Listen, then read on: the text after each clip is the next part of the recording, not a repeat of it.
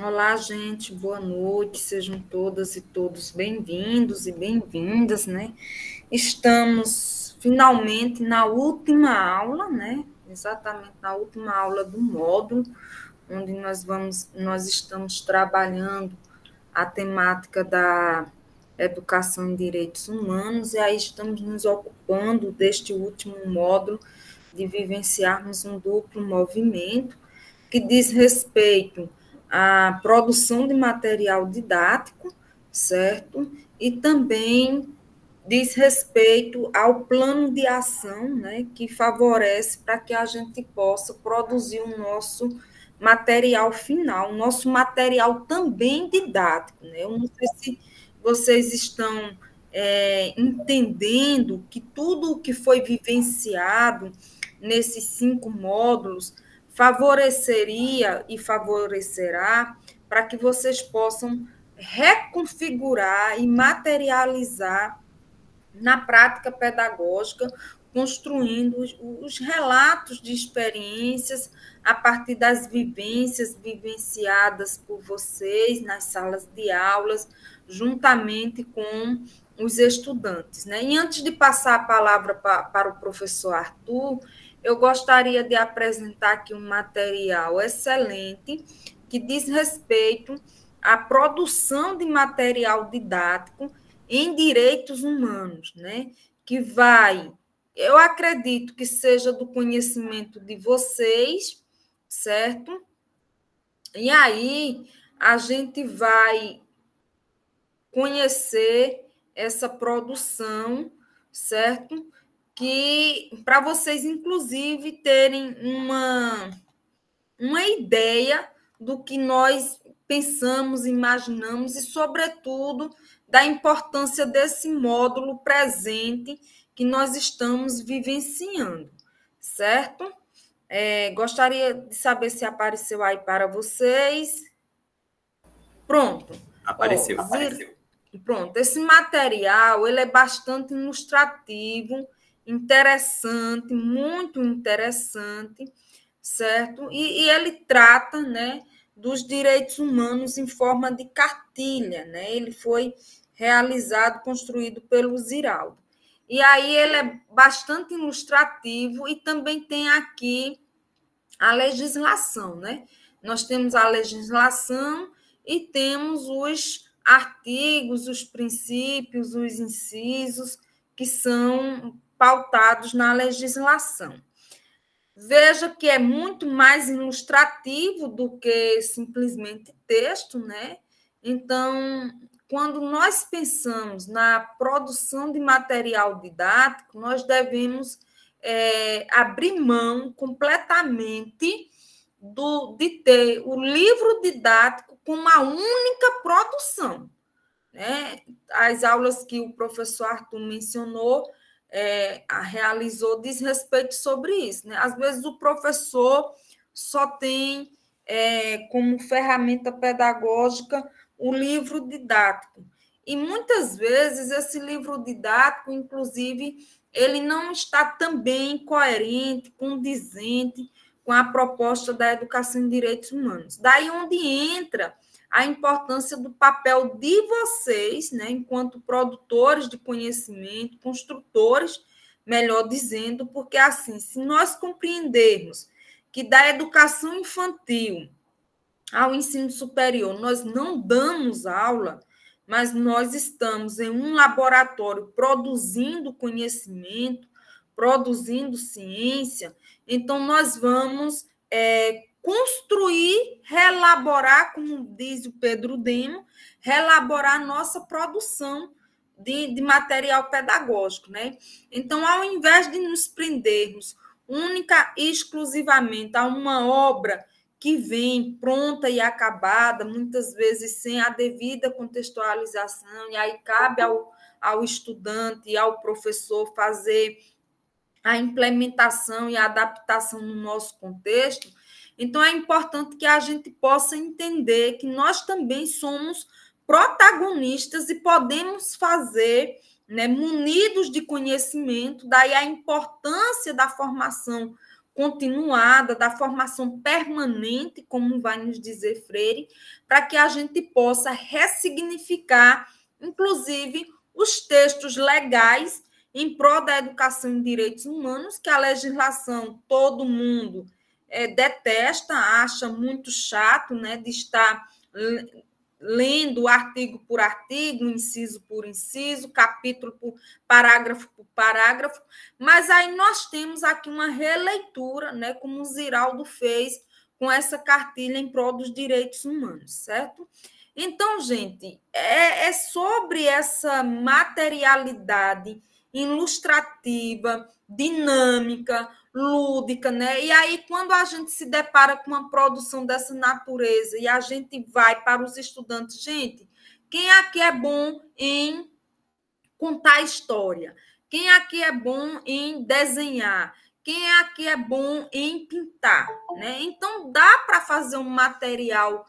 Eu falo isso na parte analógica, né? Fazendo sentido a produção do material didático manual, mas nós temos também aí os recursos tecnológicos que, evidentemente, salvo as exceções, nós temos acesso, e aí, inclusive, a professora Gessiane tem livros sobre a educação ambiental, que também é um direito, né? E ela consegue fazer essa aproximação, então construir junto, né? E depois, Jaciano, você até poderia nos dizer quem foi as pessoas, como que você elaborou o seu livro, né?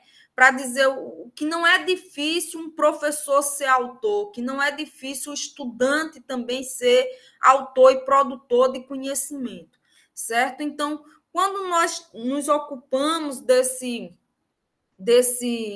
módulo especificamente, nós estamos aqui despertando a curiosidade epistemológica, a vontade do fazer materializado. Gente, por que eu digo esse fazer materializado? Porque eu sei perfeitamente que todos os professores da educação básica, desde a educação infantil ao ensino médio, desenvolvem trabalhos belíssimos sobre a promoção, né, dos direitos humanos e também o combate à violação dos direitos humanos. Porque quando nós falamos da educação em direitos humanos, nós temos que despertar mais para as violações do que mesmo pela promoção, porque, na realidade, legalmente, os direitos humanos eles estão dados, certo? Legalmente falando, os direitos humanos eles estão dados.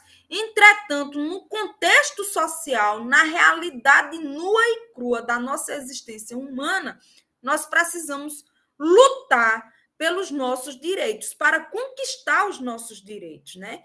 Então, não à toa que tem a teoria do direito que nasce da rua. Então, nós precisamos, inclusive, estar nos atualizando para compreendermos que a legislação por si só não basta para a efetivação e a materialização dos direitos humanos dos sujeitos em sua cotidianeidade, certo? Eu estou passando aqui muito brevemente para vocês entenderem que a forma como o Ziraldo, né, fez a transposição didática da legislação dos direitos humanos, nós também temos condições plenas, né, dentro de nossas possibilidades e viabilidades de fazermos essa materialização em sala de aula, né? Contar com os estudantes, contar com a gestão da escola, contar com os editais, tem muitos editais abertos, que inclusive nós temos aí em Caicó, nós temos que era estudante, né? O Igor Gomes, ele era estudante de pedagogia, formou-se no ano passado e hoje ele é autor. Depois, Jeová Miguel, se for possível, você coloca o Instagram do Igor para eu vou mostrar para o livro dele.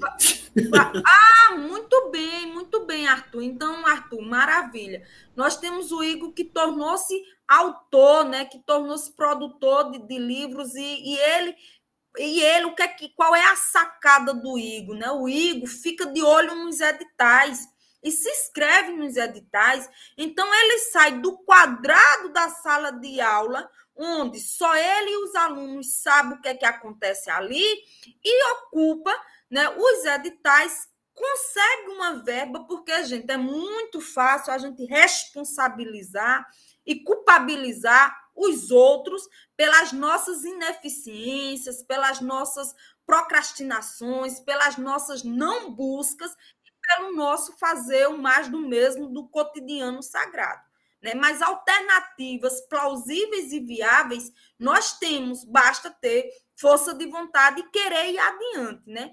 Então, é importante que a gente fique de olho nos editais, né, que nos contemplam, para que a gente possa sair da invisibilidade da sala de aula e que a gente mostre, né, participe dos eventos para mostrar, né, nós temos muitos eventos, inclusive, que fazem socialização de experiências, de práticas exitosas em direitos humanos. Eu mesma já falei aqui para vocês da Rede Brasileira dos Direitos Humanos, que ela é nacional, ela comporta todos os estados do Brasil e que a gente tem se ocupado e se preocupado a favorecer processos formativos continuados, como este curso, né? Este curso não é invenção da minha cabeça, não é um mero desejo da minha vontade de fazer lá acontecer, não, tem toda uma instância macro, tem toda aqui a efetividade da materialidade da política pública da educação em direitos humanos, diretamente do MEC para a educação básica, onde vocês estão sendo aqui privilegiados, contemplados e etc. e tal. Gente, olha aqui que imagem linda, né? Uma rede. Em Caicó é o que mais tem é rede, né? Então, veja que esse material que eu estou apresentando aqui, ele pode nos inspirar a nós realizarmos a visibilidade das nossas ações pedagógicas, das nossas práticas pedagógicas em sala de aula, para que seja também um material paradidático, para que as pessoas possam ter, né, para que, inclusive, a gente dissemine a produção do conhecimento, fazendo intercâmbio entre as escolas. Veja, é interessante, e aí, viu, Arthur, eu vou participar dessa aula, se você me permitir, porque, assim, gente, no dia 23, nós tivemos a culminância do projeto da consciência negra, né, nas escolas municipais do município de Caicó. E é interessante que cada escola ficou no seu lugar, né? Gente, quanto que seria rico se a própria secretaria municipal acolhesse todas as escolas municipais e fizesse um grande evento para haver um intercâmbio de experiências pedagógicas em prol da consciência negra, né? Porque quando fica restrito tão somente à escola, as únicas pessoas beneficiadas são os familiares que vão visitar a amostra, né? Mas a troca entre os próprios professores também tornaria o processo muito rico das mostras pedagógicas que foram realizadas. Eu estou dando o exemplo porque eu me fiz presente e, aliás, no interregno deste ano, eu estive o tempo todo na escola Matheus Viana, desenvolvendo um projeto de extensão, contando e ouvindo histórias, né? E aí a gente vai fazendo esse intercâmbio também, vai construindo e reafirmando essas parcerias, estabelecendo conexões, né? E sabendo que, para nós falarmos, inclusive nós que estamos na esfera do ensino superior, para nós falarmos da educação básica, nós precisamos estar com o pé na educação básica. Daí a importância dos projetos de extensão, porque eles nos mostram quais são as realidades plausíveis e perceptíveis que estão sendo desenvolvidas. E assim, gente, eu fiquei encantada, né, com a riqueza do trabalho pedagógico que as professoras realizaram em suas salas de aula, cada sala de aula mais bonita, mais interessante, mais temática do que a outra, e é uma experiência riquíssima. Mas, assim, esse encantamento foi meu porque eu fui lá. Mas quantos de nós, né, da educação superior, às vezes a gente desconhece o esforço hercúleo que os professores da educação básica fazem, as ações pedagógicas maravilhosas, né, esplendorosas que eles fazem, mas que a gente não conhece porque, inclusive, não tem um seminário de larga escala que possa promover, né, essa visibilidade dos fazeres pedagógicos que os professores fazem em sala de aula. Então, vejam esse material aqui, como ele é riquíssimo, ele é altamente potente, que vocês podem perfeitamente trabalhar os direitos humanos, né? E reinventar as histórias de vocês. E aí, gente, ó, na época em que esse material foi produzido, ele tinha 60 anos, né? A pauta, a causa dos direitos humanos tinha 60 anos. E, logicamente, que hoje nós estamos com um tempo muito maior, né? Então, esse material, ele é inspirador, né? E aí eu trouxe aqui para vocês, para que vocês possam, né, se animar, se empolgar e se maravilhar, né, com o zelo pedagógico, com o cuidado pedagógico que vocês terão, porque como eu iniciei essa aula, né, dizendo que hoje é a nossa última aula, efetivamente, na próxima aula, né, Arthur? Quem serão os protagonistas, quem serão os autores, né? Os sujeitos que estarão atuando serão vocês. E todo o coletivo de professores estará neste dia para prestigiar os trabalhos de vocês, né?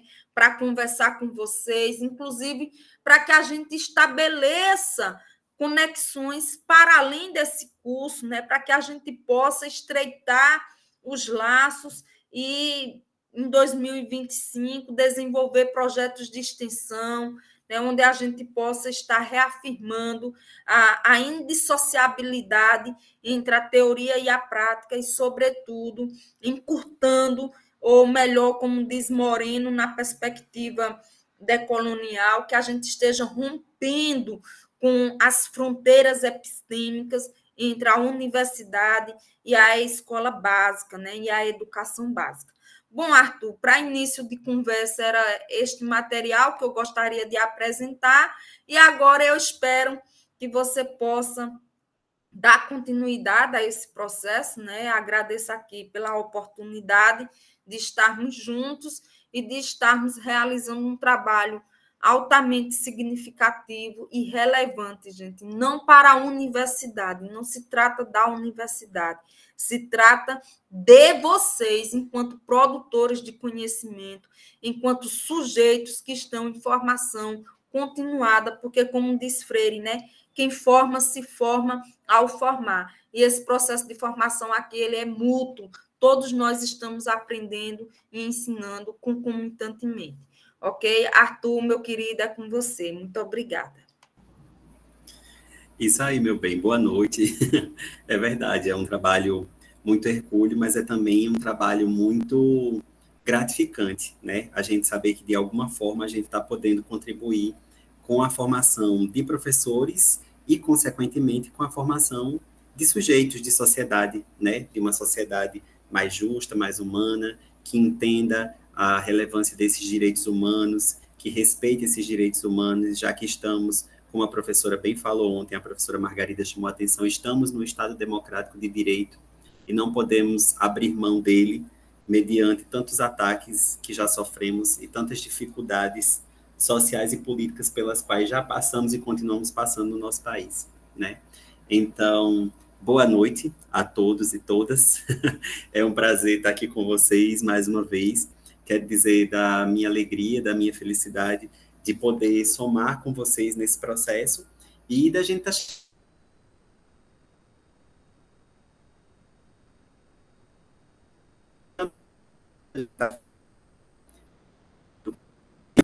Então, todos os livros, né? Durante a nossa aula de ontem e a nossa aula presencial do sábado, a gente focou bastante na questão dos livros didáticos, inclusive realizamos algumas atividades, né? Realizamos análise de livro didático. Então, hoje a gente vai focar um pouco mais na questão dos livros paradidáticos, tá certo? Fazendo uma relação com o meu tema de orientação, né? Como essas aulas que a gente marca depois da aula com o convidado são sempre aulas de orientação, então nós vamos ter um momento para a gente discutir um pouco sobre esses trabalhos, como vocês estão construindo, se vocês estão com alguma dúvida, se tudo está correndo bem, né? E vou tirar um tempinho também para puxar uma sardinha para mim, né? Para falar um pouquinho da temática que eu oriento, que são as relações étnico-raciais, as desigualdades raciais no Brasil, em interface com a temática do módulo que nós estamos estudando, que é o material, né? São os materiais didáticos e paradidáticos para a educação. Lá na aula presencial, a gente começou com uma música de Caetano Veloso. Hoje não vai começar com música, a gente vai começar com poesia, tá bom? Vamos começar com a poesia de Carlos Drummond de Andrade, chamada Procura da Poesia. E aí o Carlos Drummond fala assim para a gente: não faças versos sobre acontecimentos. Não há criação nem morte perante a poesia. Diante dela, a vida é um sol estático, não aquece nem ilumina. As afinidades, os aniversários, os incidentes pessoais não contam. Não faças poesia com o corpo. Esse excelente, completo e confortável corpo, tão infenso à efusão lírica. Tua gota de bile, tua careta de gozo ou dor no escuro são indiferentes. Não me reveles teus sentimentos, que se prevalecem de equívoco e tentam a longa viagem. O que pensas e sentes, isso ainda não é poesia.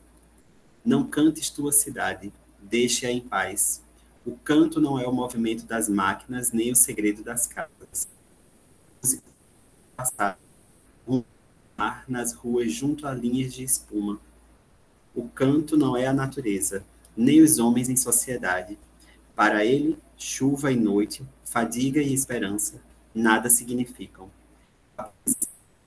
Não coisas. Elite, sujeito e objeto. Não dramatizes, não invoques, não indagues. Não percas tempo em mentir. Não te aborreças.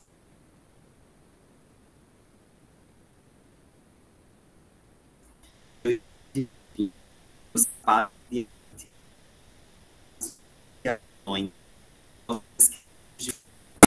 não recomponhas tua sepultada e merencória ânsia. Não oscile o espelho, memória em dissipação.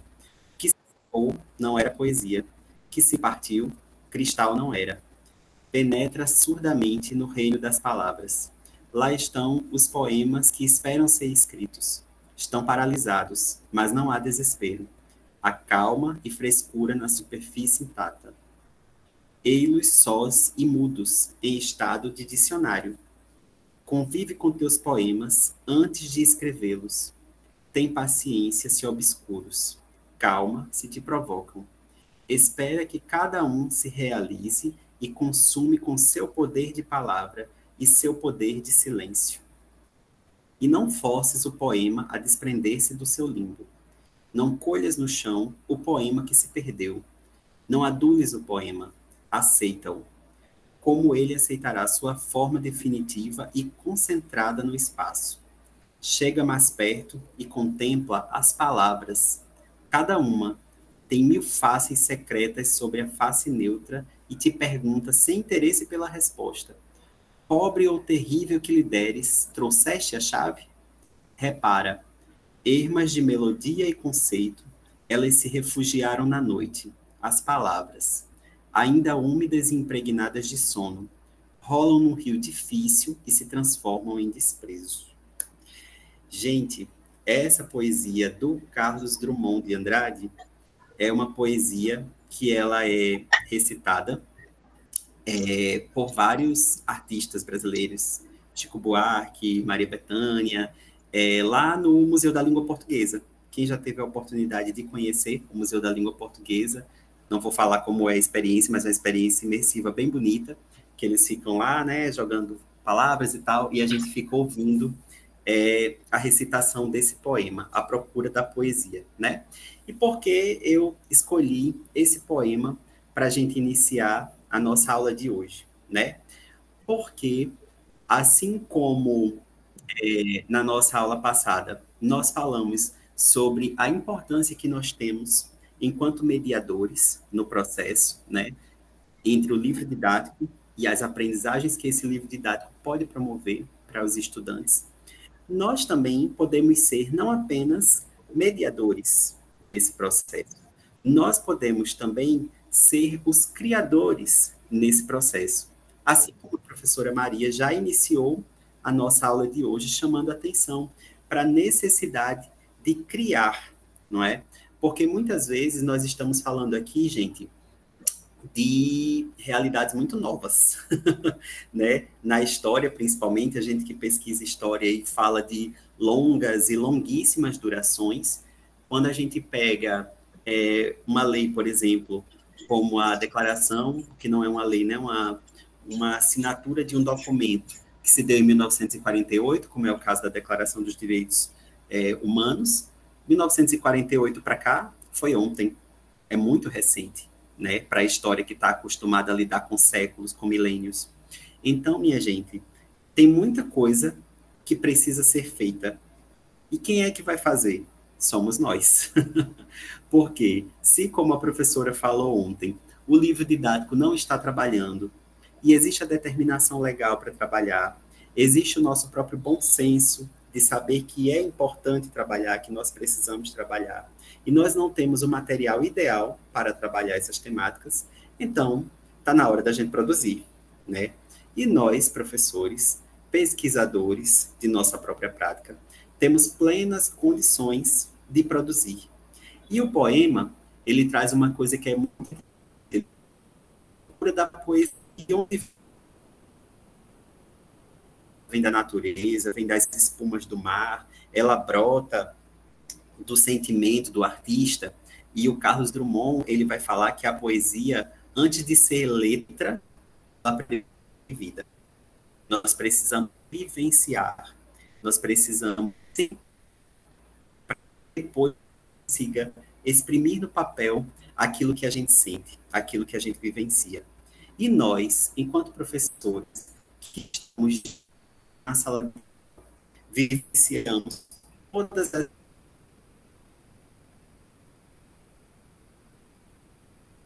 21, né, no Seridor de maneira mais específica, nós sabemos exatamente quais são as necessidades que nós, enquanto professores, temos de materiais para trabalhar e as necessidades que os nossos estudantes têm, né, as carências que os nossos estudantes têm desses materiais. Então, que nós tenhamos essa sensibilidade, que a gente se permita viver, que a gente se permita experimentar, vivenciar, para que a partir disso a gente entenda quais são as carências, quais são as necessidades e consiga chegar, atender a essas demandas de alguma forma, seja a partir de trabalhos que já existem, seja a gente tomando para si o protagonismo e assumindo esse ofício também de escritores, também de produtores de materiais didáticos e paradidáticos, para que a gente possa atender às demandas dos nossos estudantes. Como é que estamos aqui, pessoal? Até aqui tudo bem? Alguém quer fazer algum comentário, pergunta? Tudo bem? Tudo tranquilo?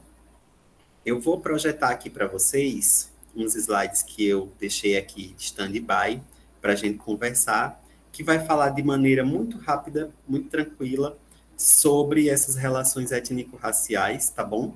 Que é o tema que eu oriento na minha linha de pesquisa, dentro aqui do nosso curso de EDH e também fora, na minha vida acadêmica. E a gente segue falando sobre essa relação com os livros. Tudo bem? Só fala para mim, por favor, se está aparecendo os slides para apresentar, tá bom? Está um pouquinho lenta a minha internet, pessoal. Ainda não estou em não. casa para ser assim. Arthur, eu acho como resposta, você poderia Você poderia fechar a câmera, não? Talvez melhorasse a conexão. Eu fechei a câmera Pode também, por causa disso. ser. Aqui. E, gente, parece que eu não estou conseguindo apresentar. Ainda não apareceu, não, aqui a apresentação. Peraí, agora vai. Acho que agora vai. Partilhar. Tá abrindo, gente. Vai chegar. Vem aí. Pronto. Apareceu? Deixa eu dar um F5 para melhorar. Melhorou?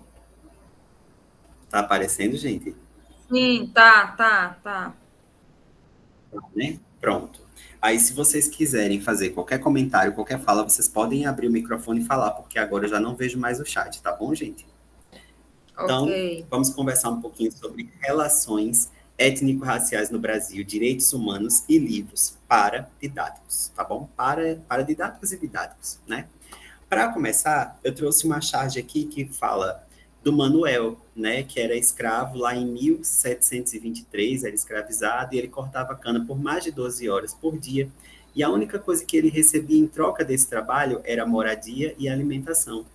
E aí depois a gente corta para o Brasil de 2010, onde o Manuel, que não é escravizado, ele corta a cana por mais de 12 horas por dia e recebendo em troca de seu trabalho um dinheiro que mal dá para alimentação e moradia. E aí, gente, gostaria de ouvir vocês. Quem poderia, uma pessoa desinibida, que goste de falar, que não seja a professora Maria Aparecida, porque aí não conta, tem que ser vocês, que ela já é desinibida demais. Alguém, outra pessoa desinibida, que queira falar, trazer uma contribuição sobre o que essa charge traz para a gente? Podemos? Tem alguém aí? Alguém?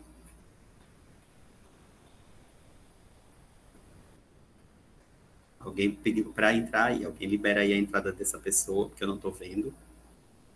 Entrou. E aí, minha gente? Temos alguém para comentar um pouco sobre a charge?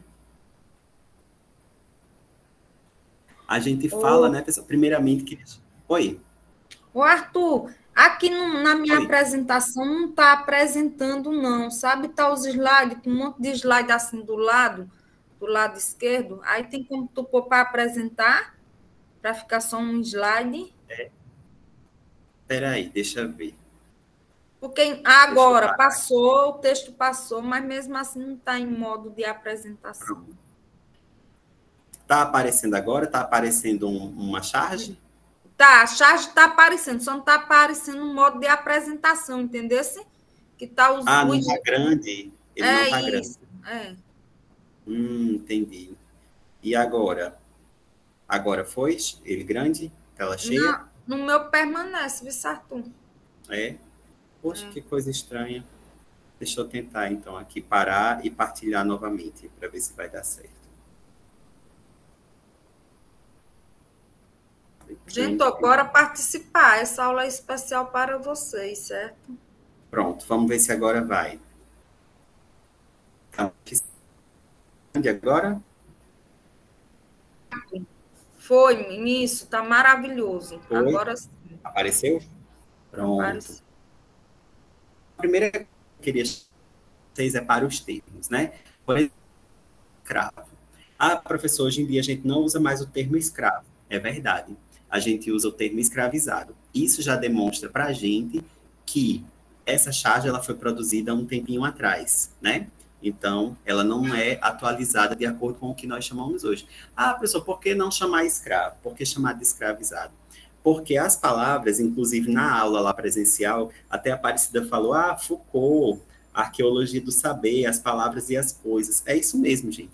As palavras na nossa sociedade, que é uma sociedade muito regida pela palavra, elas têm um significado. Cada palavra carrega em si um significado muito forte. E a gente precisa dar às coisas o seu devido nome. Quando eu falo que fulano é escravo, eu estou falando de uma condição. Ele é escravo. É como se ele fosse, Arthur é professor, Maria Aparecida é professora, e essa outra pessoa é o quê? É um escravo. É diferente de você falar que ele é escravizado. Quando você muda o termo, percebam, escravizado. Ele não é isso.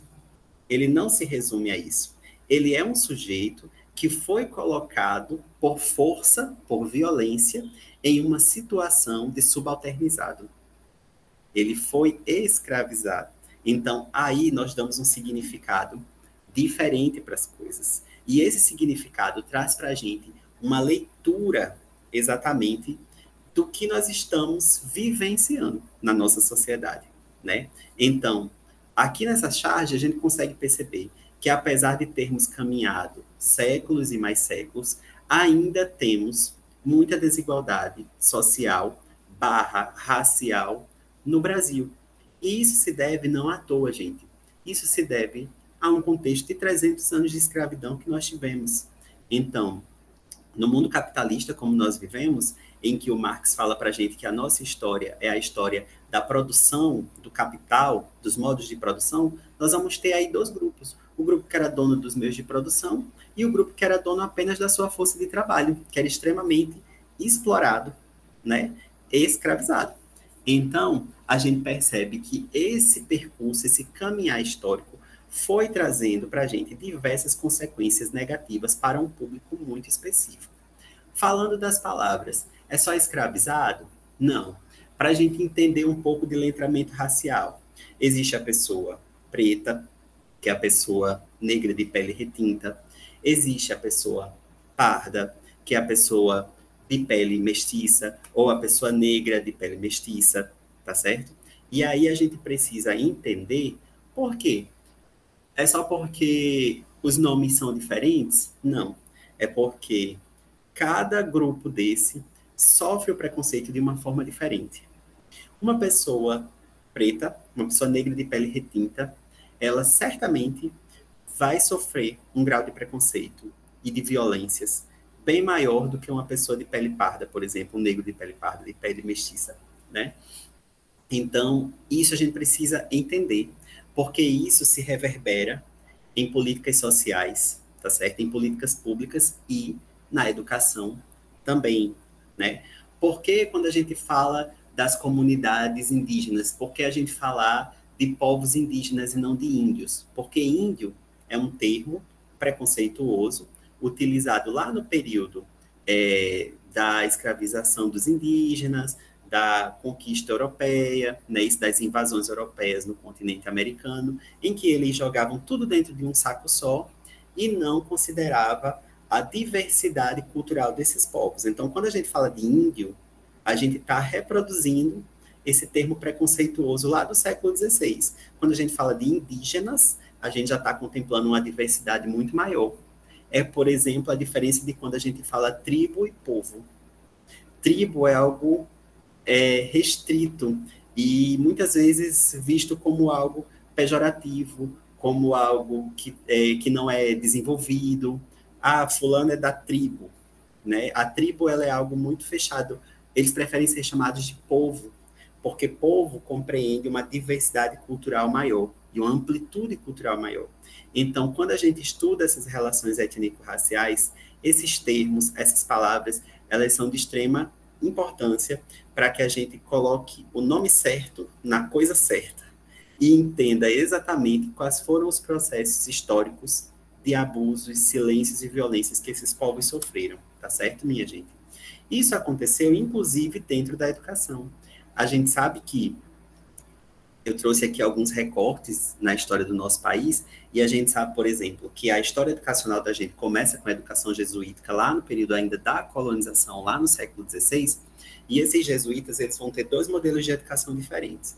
Um modelo de educação para os filhos dos colonos que aqui chegavam, que estava voltada para a filosofia, para a retórica e para ocupar cargos públicos, a formação para ocupar cargos públicos, que era uma educação diferente, a educação que era assegurada aos indígenas, que ficavam aprisionados nas missões jesuíticas e iam aprender basicamente o português como língua geral, já miscigenado com o tupi-guarani, tá certo? E aprendia isso através da catequização, os costumes, a música, a dança, o culto religioso católico, né, isso, cristão católico. Então, nós tínhamos aí 2 modelos de educação. Quando se insere o processo de escravização no Brasil, a gente vai pensar, e aí, será que a gente vai ter um terceiro modelo de educação? Será que a gente vai ter um modelo de educação agora também voltado para os escravizados? Não, porque esses escravizados, eles não eram considerados como sujeitos, como cidadãos, como pessoas, como gente. Eles eram considerados como coisas, como objetos. Era assim que eles eram utilizados na empresa colonial, não é isso? Única e exclusivamente para trabalhar. Então, não se pensava num processo de educação para esses sujeitos. Então, vocês vejam aí, vão acompanhando o processo dos vários silenciamentos e das várias negações de direitos, né? Depois, quando o Brasil ele deixa de ser colônia e se transforma num império, né? No Brasil independente, mas imperial, com um imperador português, nós vamos ter um processo de preocupação maior com a educação. E aí, lá na lei de 1827, nós vamos ter pela primeira vez uma lei que vai falar sobre a obrigatoriedade de criar escolas nas principais vilas do Império, escolas de primeiras letras para combater o analfabetismo e tal. E os negros, obviamente, os sujeitos que eram escravizados, eles estavam fora, eles estavam relegados disso. Inclusive, quando eles se tornam livres, lá em 1888, já no final do período imperial, nós vamos ter a assinatura da Lei Áurea, que vai abolir de uma vez por todas a escravidão, mas a gente vai perceber que dentro do Brasil não houve um plano de inserção desses sujeitos que estavam saindo da escravidão e que precisavam agora compor a sociedade. Eles não tiveram acesso a direitos, eles não tiveram acesso à educação, e as próprias terras que estavam livres, que estavam ociosas, que poderiam ser trabalhadas e ocupadas por esses sujeitos, elas passam a ser negociadas, né, entenda-se doadas, a imigrantes europeus, né? Houve um incentivo muito grande da imigração europeia para que esses europeus de lugares empobrecidos, de países empobrecidos, como era o caso de Itália, Alemanha, por exemplo, na época, viessem para cá, recebiam essa terra e iam trabalhar nessa terra. E essa imigração, esse incentivo à imigração europeia não foi à toa, minha gente. Isso se deu porque lá no século XIX, né, usava-se o darwinismo, o pensamento darwinista, que falava sobre a adaptação das espécies, que falava sobre a evolução das espécies, e usava-se esse discurso num sentido racializado, dizendo que haviam sujeitos, né, haviam raças superiores e inferiores. Leia-se a raça ariana como superior e branca, né, ariana branca, e a raça negra como uma raça inferior. Então, pensava-se que, para que o Brasil se tornasse uma nação forte, independente e desenvolvida, eles precisavam branquear a sua população. Por isso, esse incentivo à imigração europeia, né? E aí, quando a gente chega na Primeira República, que a escolarização vai continuar sendo uma grande preocupação, sobretudo porque agora nós vamos ter uma grande massa de sujeitos que antes eram escravizados e que agora eles estão libertos e vão se inserir nessa sociedade.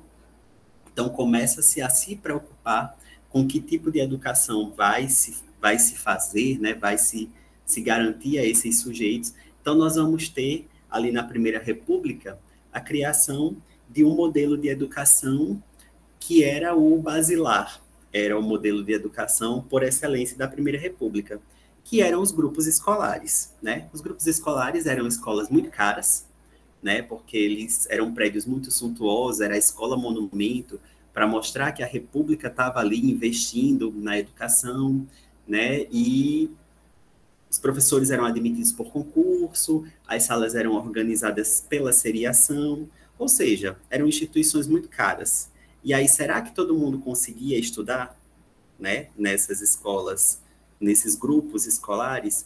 Precisava-se de fardamento, precisava-se de calçamento, e muitas vezes essas pessoas não tinham sequer um calçado, não tinham um sapato para frequentar a escola. Então, a maioria da população estudava onde? Nas escolas rudimentares. Aqui vocês podem observar nessas duas imagens, por exemplo, a escola, né, o grupo escolar, aí na esquerda, o grupo escolar Augusto Severo, que foi o primeiro grupo escolar da cidade de Natal. Vejam a suntuosidade desse prédio, minha gente. Vejam a beleza desse prédio. E aí, do lado, vocês veem a Escola Rudimentar de Estivas, na cidade de Areis.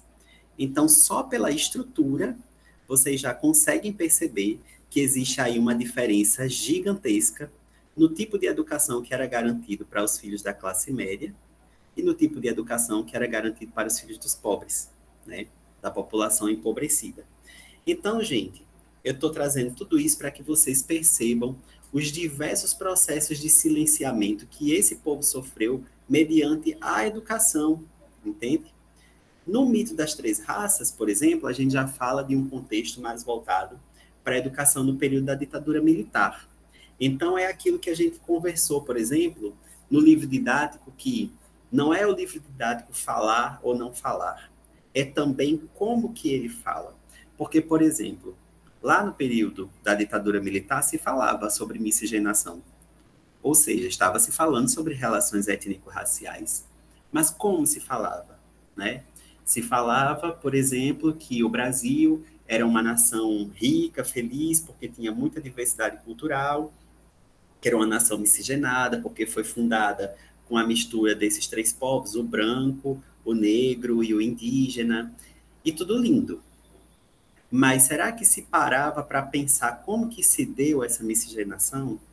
Essa miscigenação não foi essa coisa bonita que estava sendo apregoada ali, né? A gente sabe que essa miscigenação se deu através de escravização, de violência, de estupros. Então, não é só você falar ou não falar, é a forma como você fala, né? Até a gente chegar num período mais atual em que nós temos uma padronização curricular, com a LDB toda organizadinha, com BNCC, com PCNs, com DCNs, com tudo aquilo que a gente discutiu na nossa aula presencial de sábado. E aí a gente vem percebendo uma maior inserção dessas temáticas, dessas políticas educacionais voltadas para os direitos humanos e voltadas também para a relação étnico-racial, né? Mas, diante de um processo histórico que nós conseguimos observar de anos, de um processo histórico que se inicia na colonização do Brasil e chega até hoje, século XXI, 2024, a gente percebe que nós temos ainda muito a avançar. Porque mudar uma mentalidade, uma cultura de uma sociedade como um todo, é algo que demanda muito tempo e que é muito difícil de se fazer. Não é isso? Até aqui tudo bem, minha gente? Tudo tranquilo? A gente percebe isso também nas próprias legislações educacionais, né? Por exemplo, o Brasil imperial, ele tinha uma constituição liberal. Então, a Constituição de 1824, ela vai falar que todo mundo tinha direito ao ensino, desde que fosse livre. Mas, olha só o que essa lei de 1837 vai dizer para a gente. Né? No seu artigo 3º, ela vai dizer que são proibidos de frequentar as escolas públicas, primeiro, pessoas que padecem de moléstias contagiosas. Segundo, os escravos e os pretos africanos, ainda que sejam livres ou libertos. Ou seja, nós temos aí quase 10 anos depois quase não, mais de 10 anos depois, né, da assinatura da Constituição de 1824, uma lei da província do Rio de Janeiro que se colocava de forma anticonstitucional, né, porque a Constituição dizia que se você era livre, você tinha direito à educação, e ela se coloca, enquanto lei, na posição de negar essa educação, esse direito à educação a esses sujeitos, pelo simples fato de eles serem negros, não é isso? Ou ex-escravos, ou escravizados livres, né? Enfim, é muito interessante a gente perceber como que se dá a visão, a imagem que é construída sobre esse público, sobre esse grupo social, né? Porque o fato de você ser livre não quer dizer muita coisa, porque o preconceito ele chega primeiro por causa da cor da sua pele. Então não importa se você é livre ou não. Se você é negro, se você é africano, se você é descendente de africano, você não vai ter acesso, por mais que você seja livre, né? Então, vocês percebam esse processo de negação. E isso,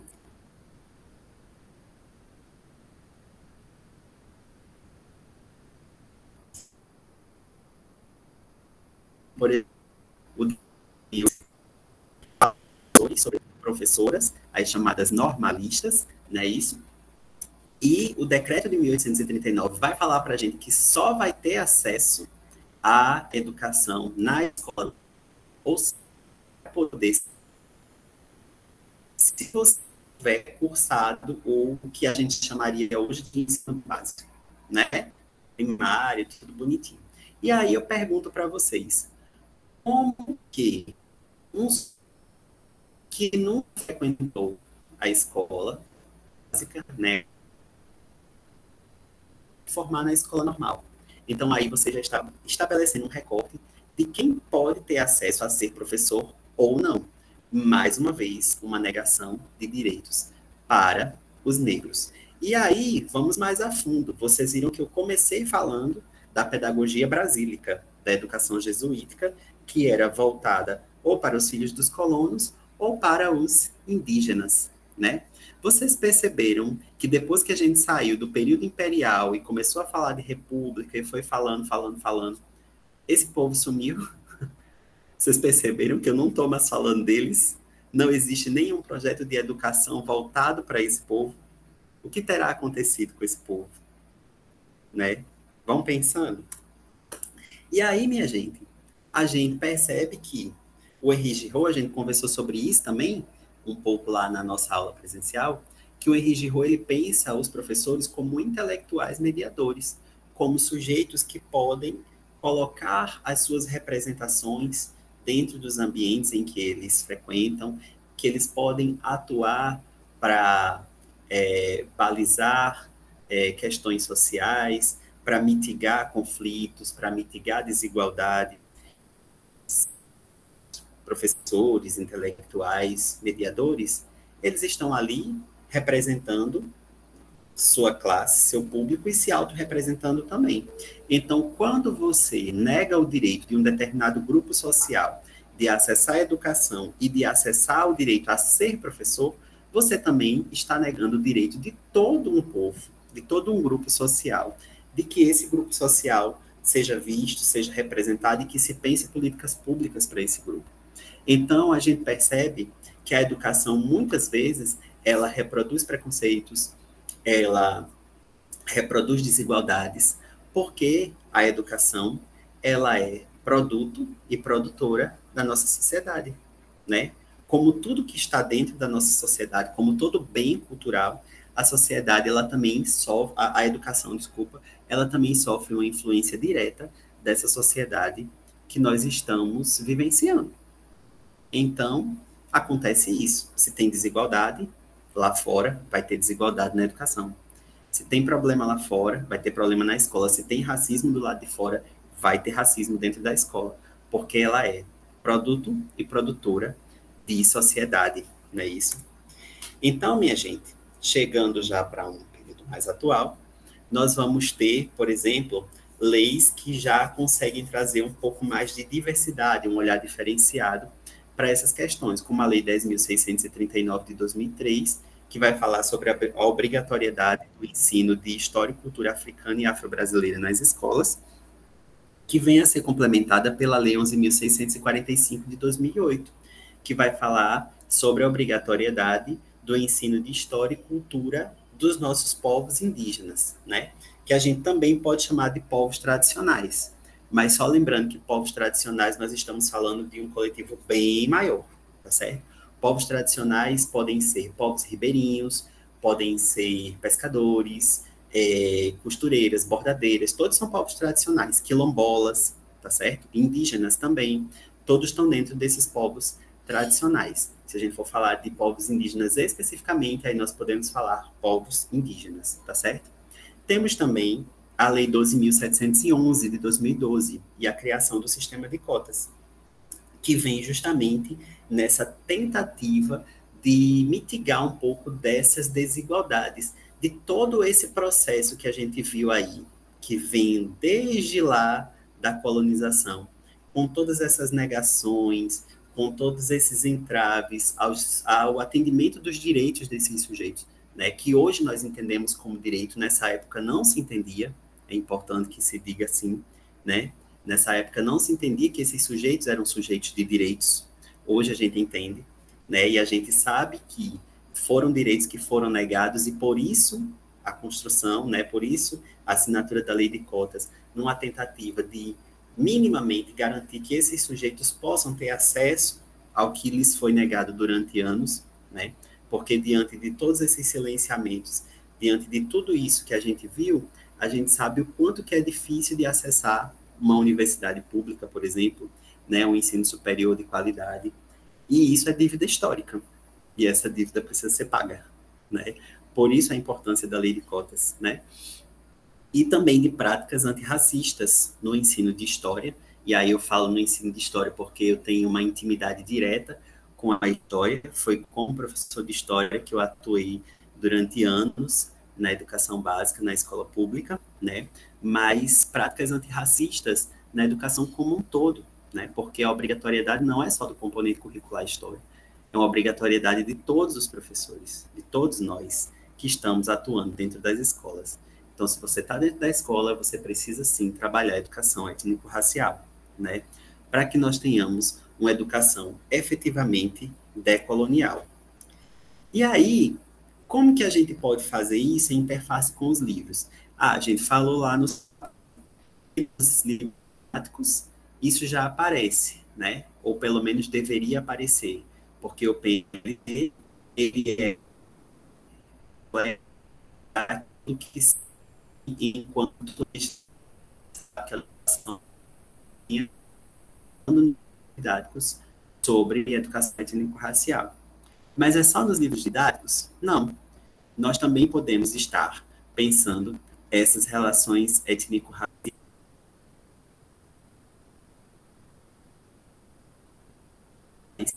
e só ela, mas de todo.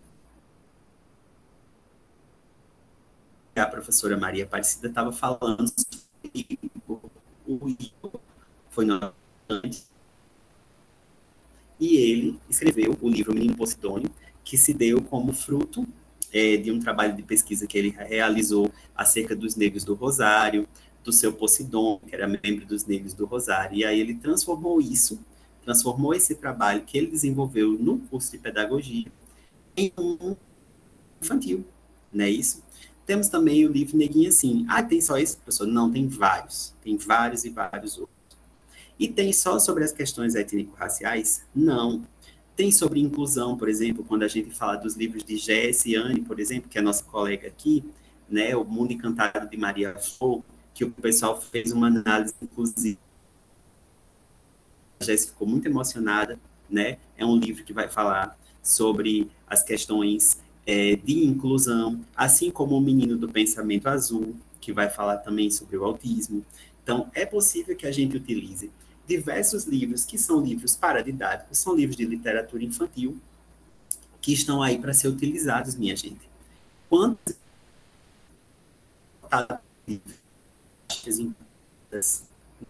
trancadas, sem que estudar uma sala bonita, de EVA brilhoso, cheio de TNT, e não deixa que as crianças acessem. Ah, porque vai rasgar, porque isso, porque aquilo. Mas a criança, ela só vai aprender a ter o contato com o livro, ela só vai entender como se portar diante de um livro, se você permitir que ela tenha acesso, que ela tenha contato. Se a vida inteira você ficar dizendo, não vou deixar porque vai rasgar, não vou deixar porque vai riscar, então essa criança nunca vai ter acesso ao livro. Lembrem-se do que a professora Margarida falou para a gente ontem. Muitas vezes, o único livro que o seu estudante vai ter acesso a vida inteira é o livro da escola, o livro didático. Porque, diante das necessidades, que a gente sabe que são muitas, muitas vezes as pessoas a compra de livros. E aí, tem livro na escola e o aluno não vai acessar? Você vai negar? Como é isso? Né? Temos aqui outros livros para que a gente possa trabalhar também. a educação étnico-racial, né?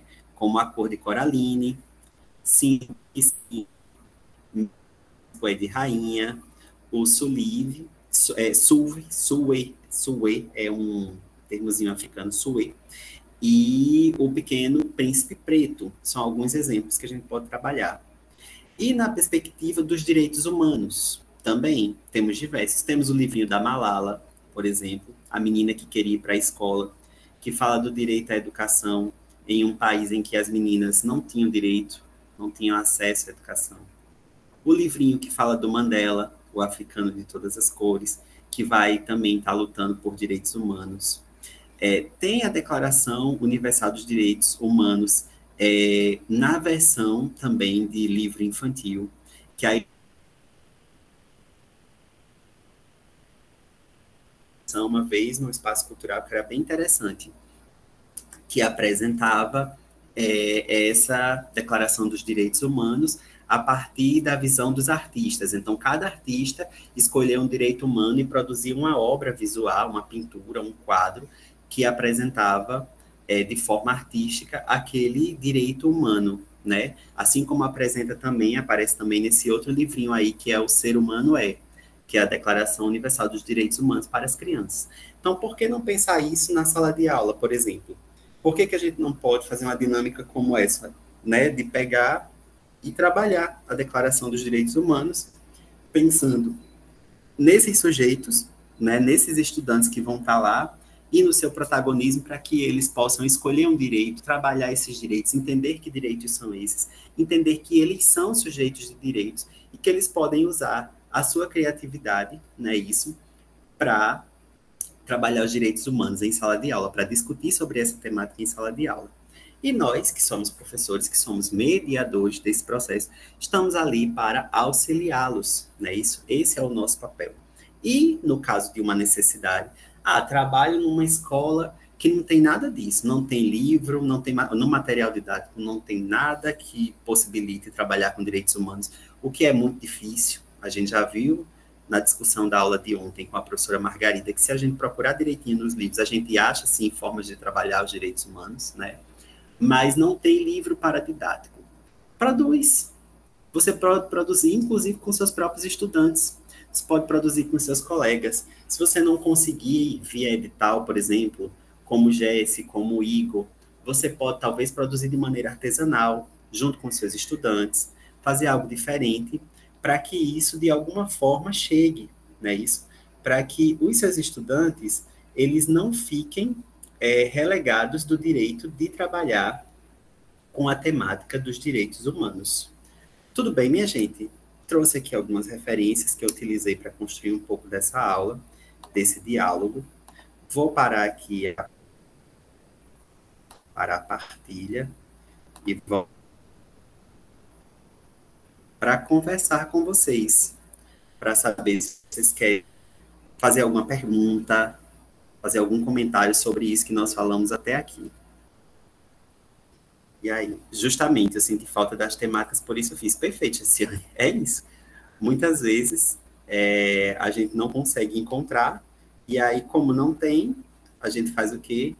Vai atrás e produz, né? Que mais? Que mais?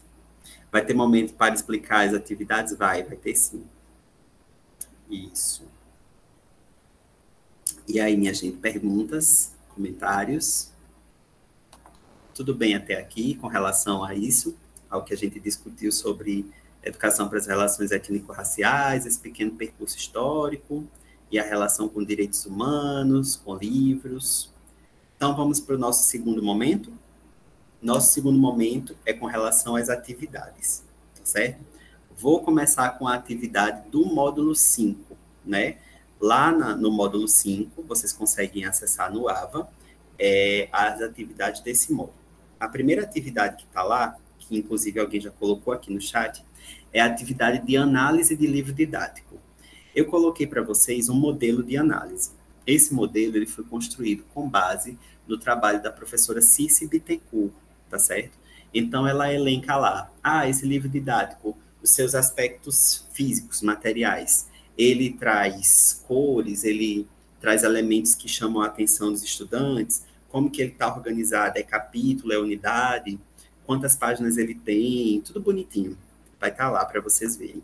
Aí depois vai para a parte de conteúdo. Quais são os conteúdos que ele trabalha? Tem relação com a BNCC, tem uma tabelinha e está tudo lá. Qual livro? É a critério de vocês. Vocês podem pegar algum livro que vocês encontrem na escola onde vocês trabalham, um livro que você conhece, um livro que você usa. Se você não tiver o livro físico, você pode colocar lá no Google PNLD, por exemplo, eu quero ver um livro de história.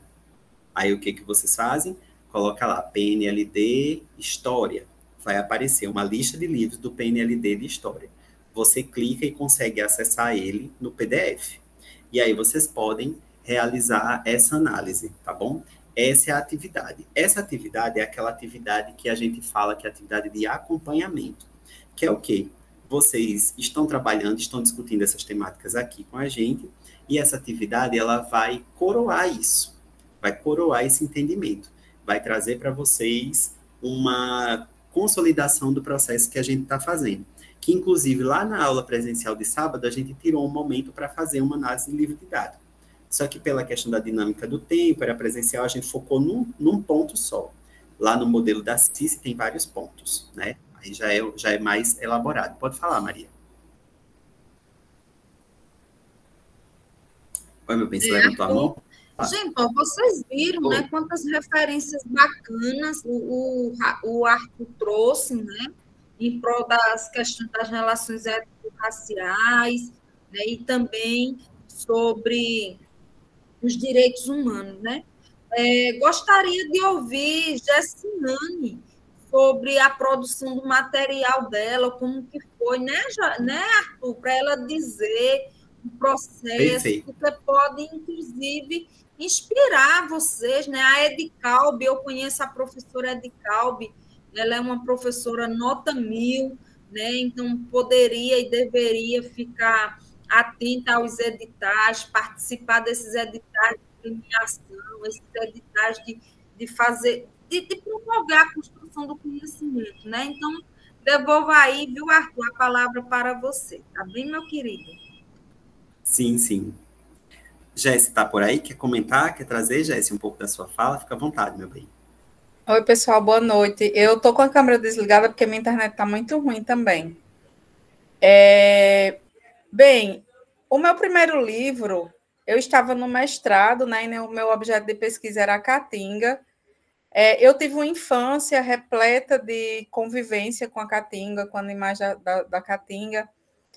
Então, sentia falta desse tipo de material nas escolas, principalmente falando do nosso lugar.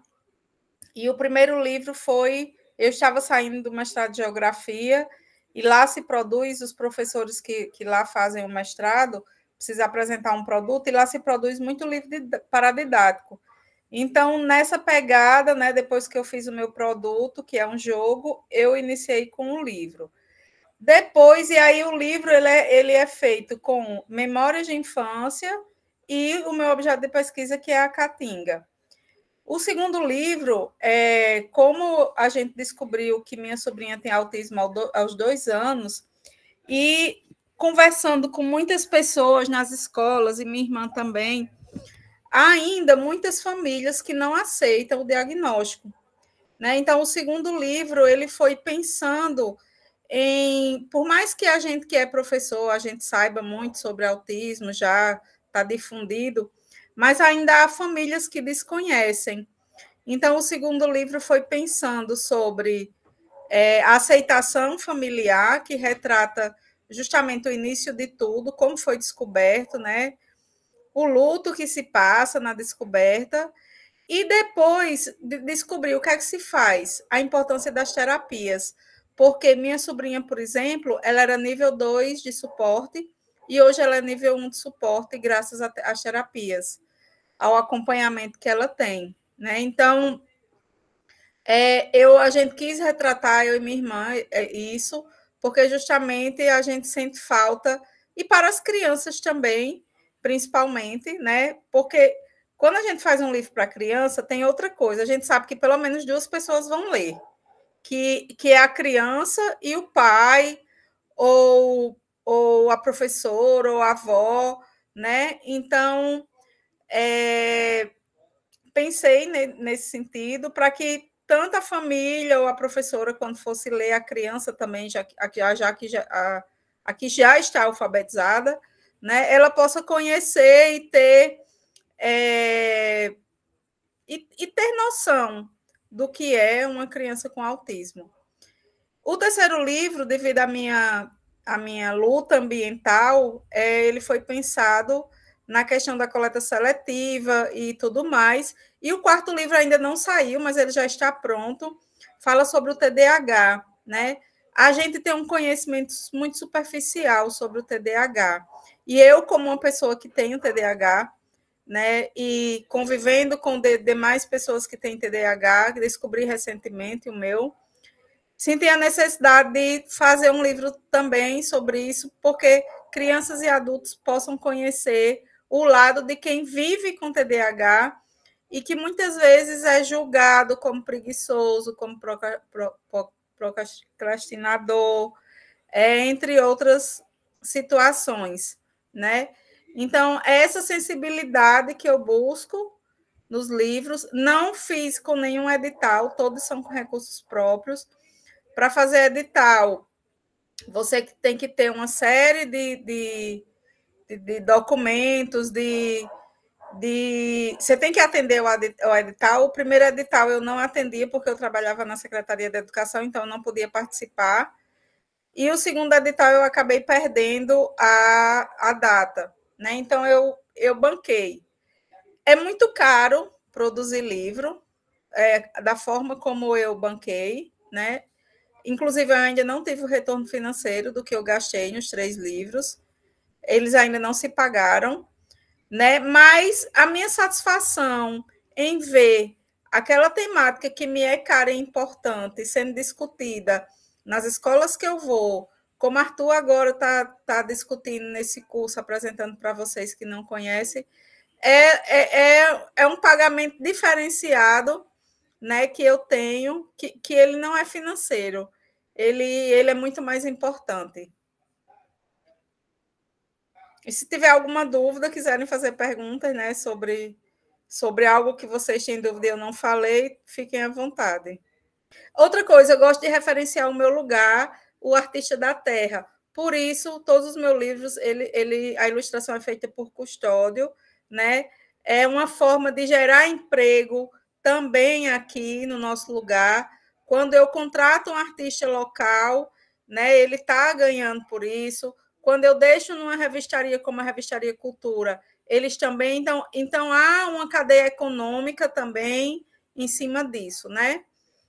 Que é importante, que é a gente valorizar o que é nosso, os nossos artistas, enfim, os nossos escritores.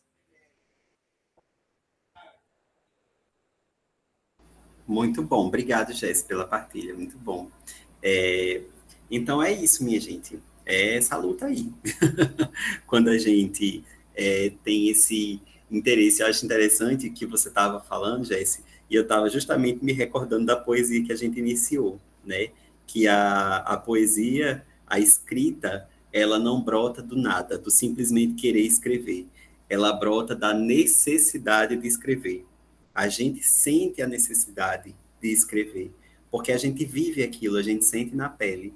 E a partir dessa vivência, dessas experiências, a gente sente a necessidade de colocar para fora, né? De fazer com que isso chegue para o mundo, chegue para outras pessoas, que outras pessoas entendam, que outras pessoas não sofram o que você e a sua família sofreram, por exemplo, né?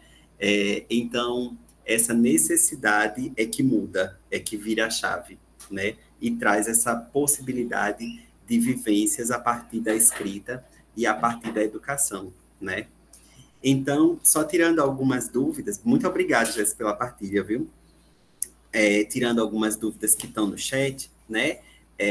O livro que vocês vão analisar é um livro didático, de preferência didático, tá certo? O modelo que tem lá para vocês construírem essa análise, que é o modelo da Ceci Bittencourt, é um modelo voltado para análise de livro didático, tá bom? Ah, professor, não encontrei de jeito nenhum. rodei, procurei, não encontrei nenhum livro didático. Então, pode ser um paradidático? Pode, tudo bem, tá bom? Tenta ver um paradidático que traga possibilidades de trabalho com a temática da educação para as relações étnico, ou, desculpa, da educação dos direitos humanos, que eu falo tanto sobre, que já vai no automático. Mas também não deixa de ser, porque também é direito humano, também está dentro da perspectiva dos direitos humanos, tá bom? E aí, de preferência, você pega um livro didático de uma disciplina que você ministra, de um componente curricular que você já trabalhou, já ministrou, que aí fica mais fácil, você tem mais vivência com o componente, né? Você vai ter mais propriedade para realizar essa análise, tudo bem? Essa é a primeira atividade, que é aquela atividade de consolidação, né? E aí, só um minutinho.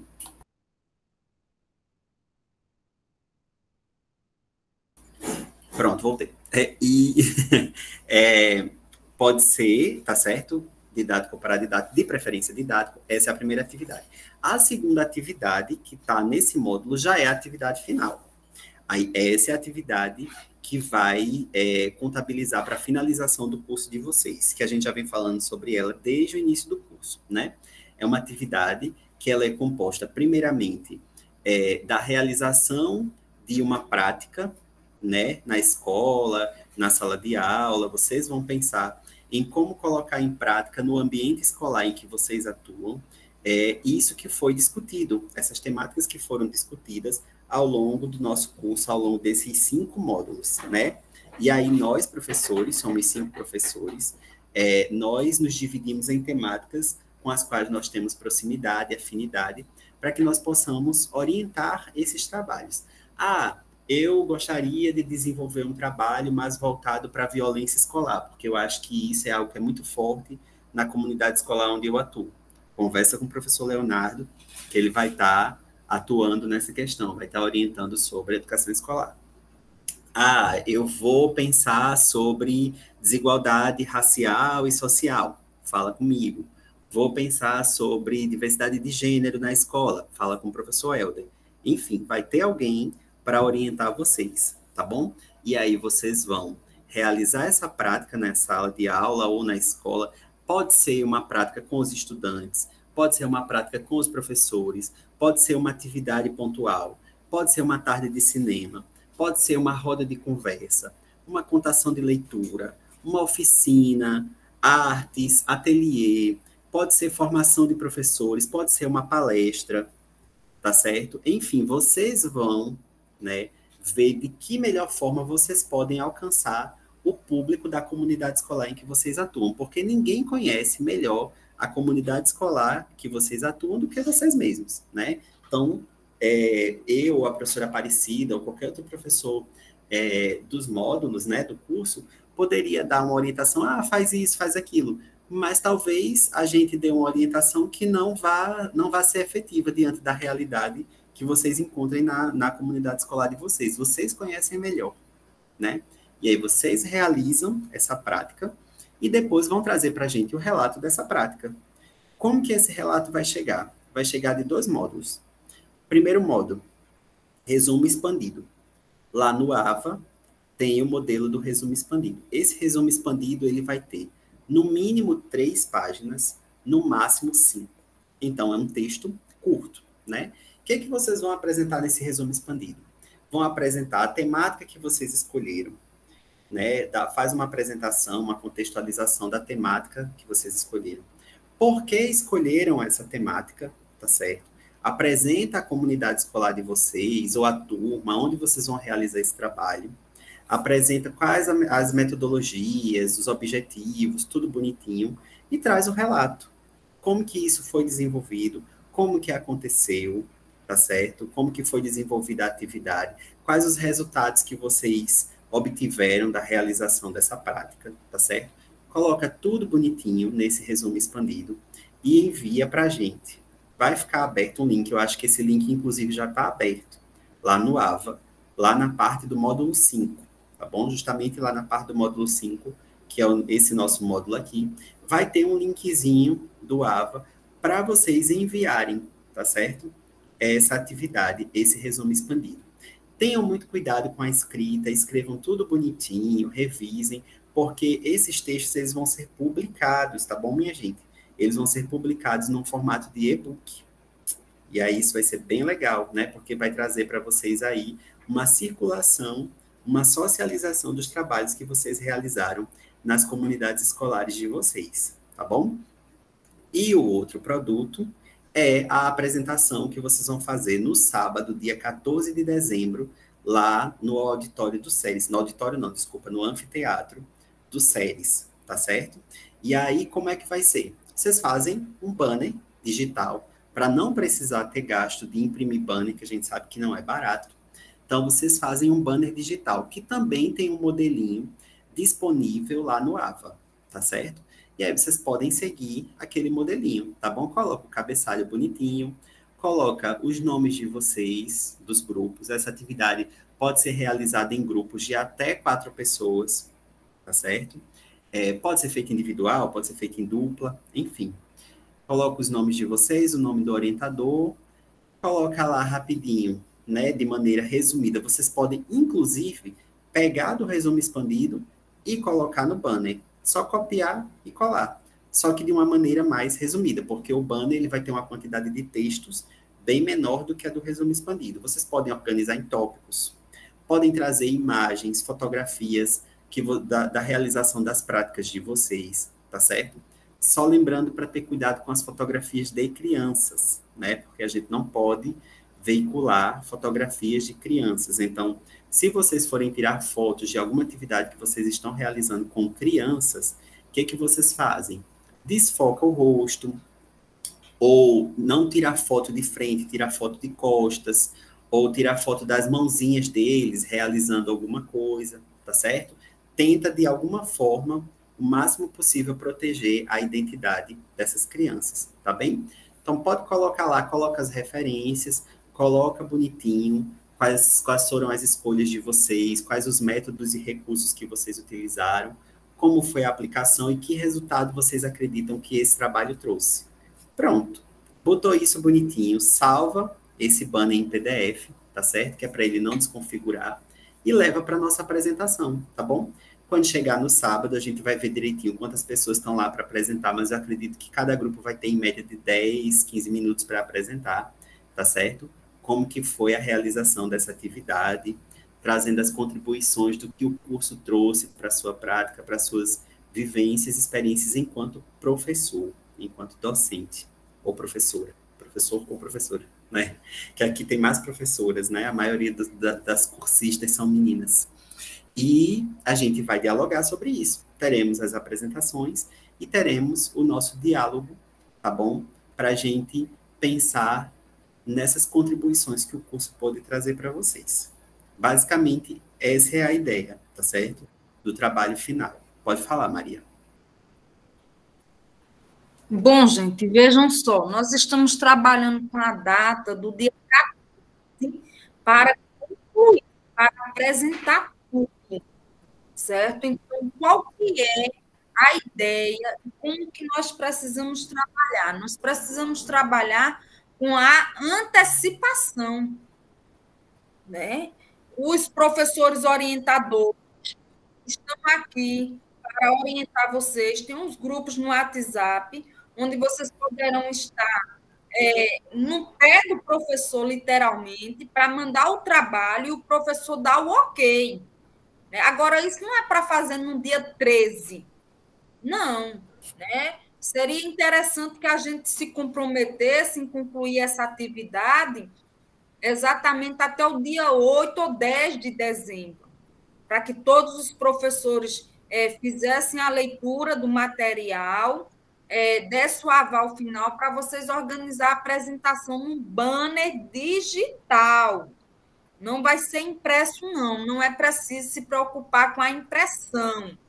A gente vai fazer ele digital e todo mundo vai apresentar, né? O curso ele está previsto para encerrar até o dia 14, oficialmente, de dezembro.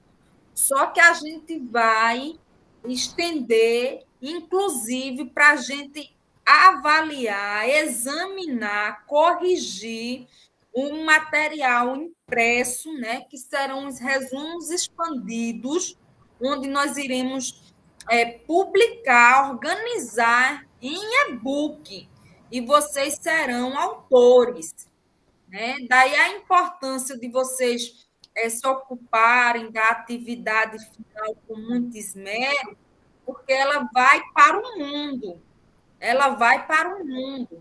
E a gente pode, né, Arthur, lá para fevereiro ou março, fazer uma live de lançamento do e-book quando ele estiver pronto, para que vocês possam se apresentar o capítulo que vocês terão no e-book, né? Como que vocês organizaram o material e etc. e tal, certo?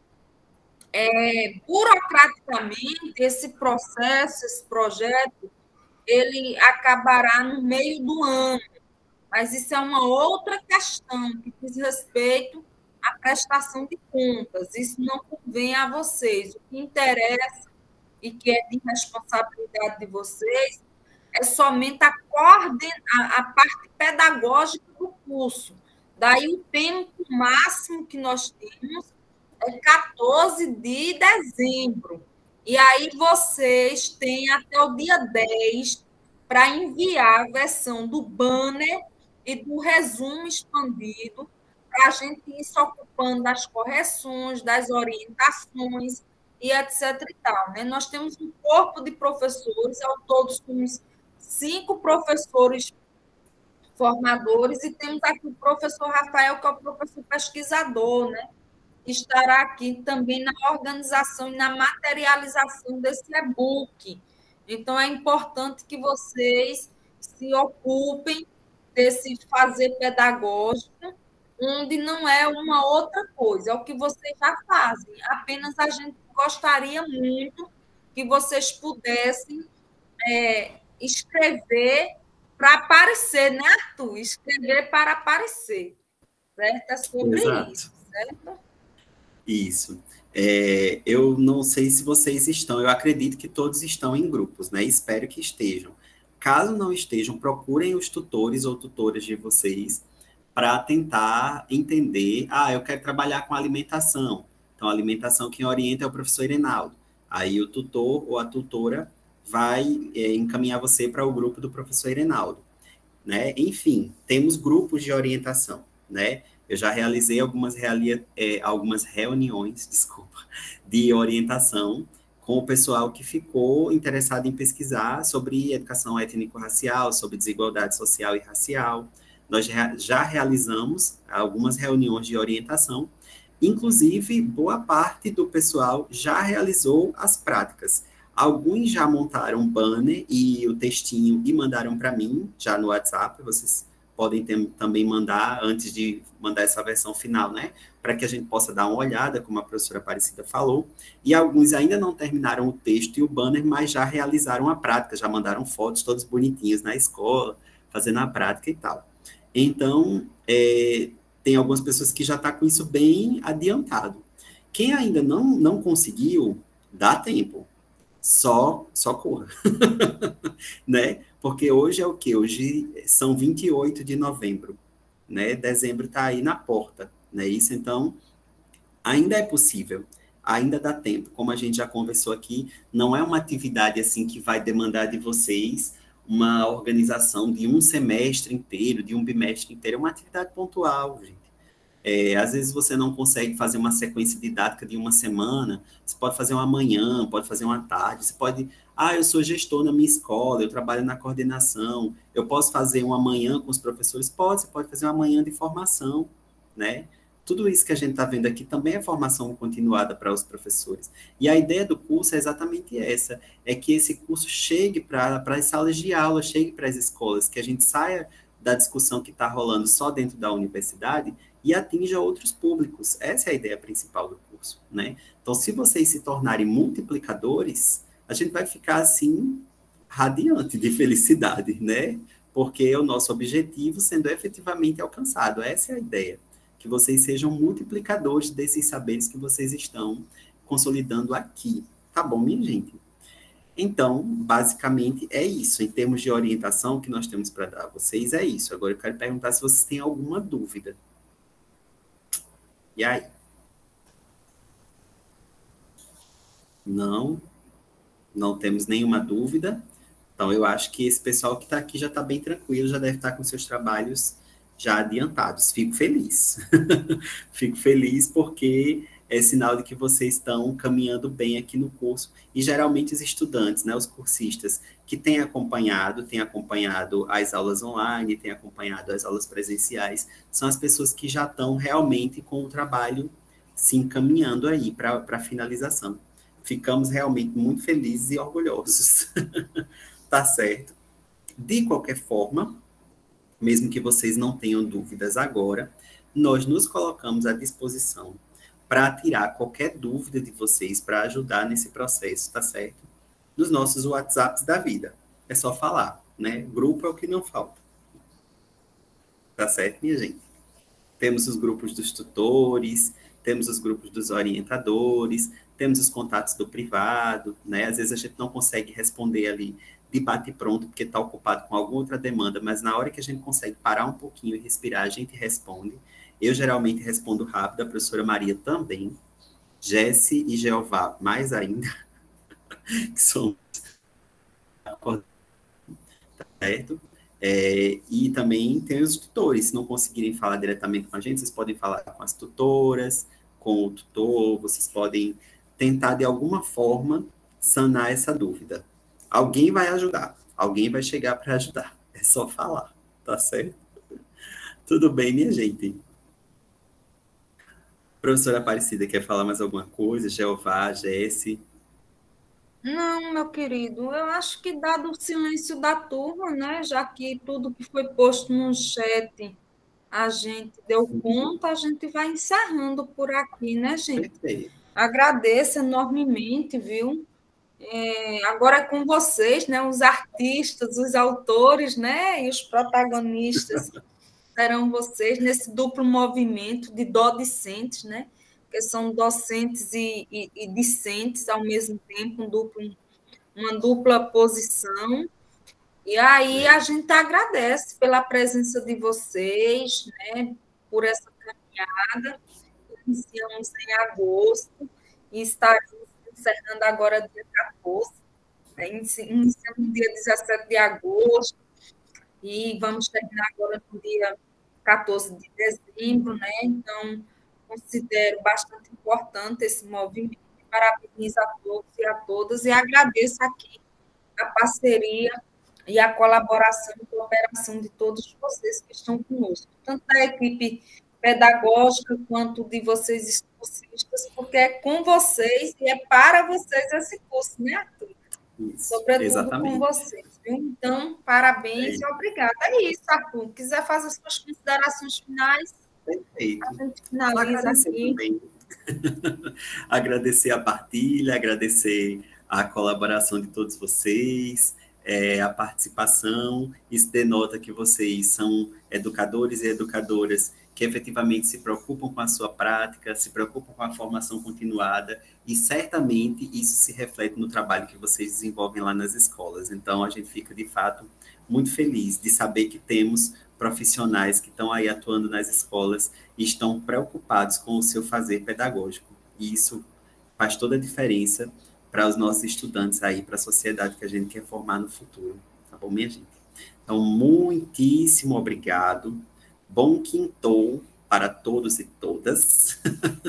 E nos encontramos dia 14 de dezembro, lá no SERES, que eu estou curiosíssimo para ver o resultado desses trabalhos.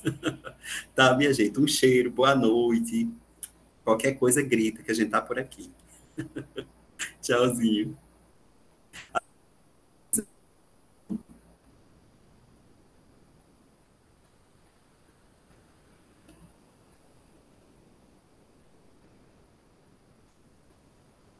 Tchau, gente. Boa noite. Tchau, tchau. Boa noite.